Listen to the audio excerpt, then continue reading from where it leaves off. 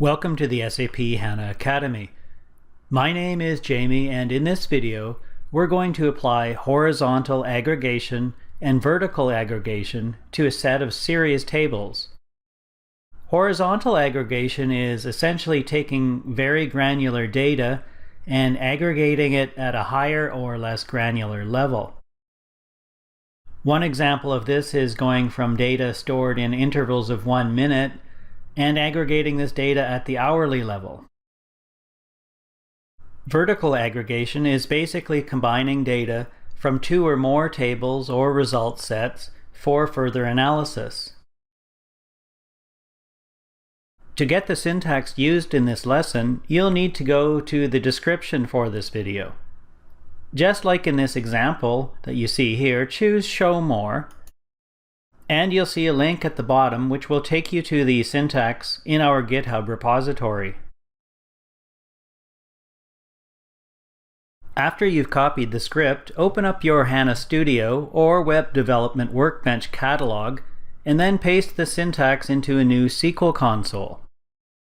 You'll need to be logged onto your HANA system as a user with the rights to create tables, insert data, etc. In lines 1 to 60, we're creating 2 sample series tables that we'll be using for this exercise. If you highlight and then run those lines, you should see 2 results tabs. For the 2 tables, we've also manufactured some data as well. There is a temperature table which has the data at an hourly interval. The other table is a machine readings table, and it has readings at a more granular level of 1 minute. Both tables start at January 1st, 2015 and go up to January 31st. We're not going to review how to create these tables, so hopefully you've already watched the video on creating an Equidistant Series Table. The first part of this lesson deals with horizontal aggregation, and the syntax for that is in lines 64 to 81. We actually have 2 separate queries that do the same thing as far as the output goes. Lines 64 to 69 is a more traditional query, while line 73 to 81 uses a select with directive. This particular syntax is probably good to get familiar with, as it comes in very handy when you need to have multiple subqueries and/or cascading queries. Later on we'll see more of this type of syntax. As mentioned before, when we use horizontal aggregation, we take data at a more granular level and roll it up into a higher level. In this particular example, we're taking the machine readings data, where the interval is 1 minute, and we're aggregating it on the hourly level using the series round function that you see on lines 66 and 75.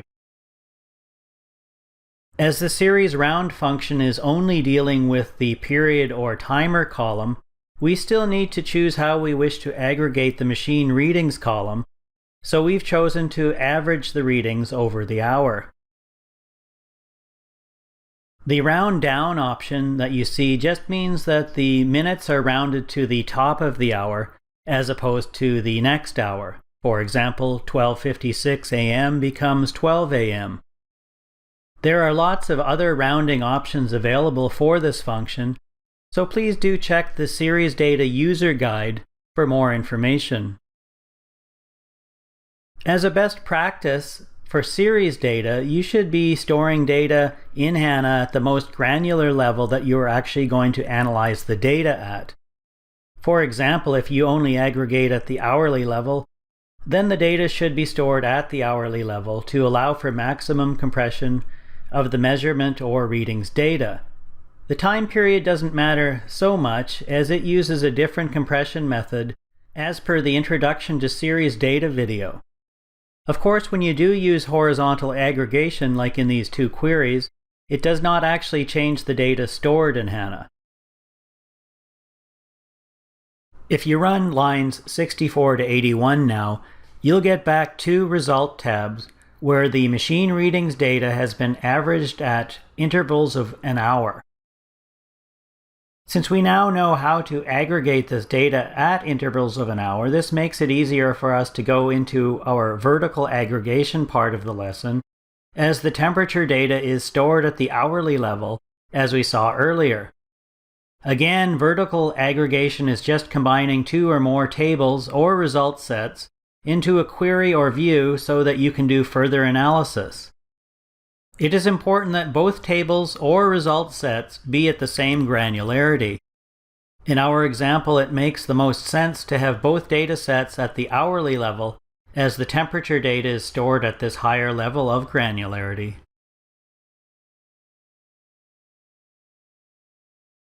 If both tables were stored at the same interval, then the syntax to join them is pretty basic, and we don't really need to cover that in depth in this scenario.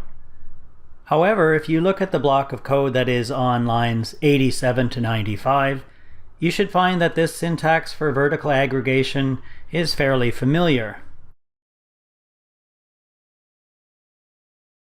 Going back to our example of having machine readings and temperatures, we have syntax on lines 100 to 129, where we combine horizontal aggregation with vertical aggregation. There is again two separate queries, and the top query uses a more conventional method of a subquery to combine the aggregated readings with the hourly temperature data. The bottom query uses the select with directive once again, and builds on top of that. Both queries should return the same result set, so again it just depends on what style of SQL syntax you prefer to use.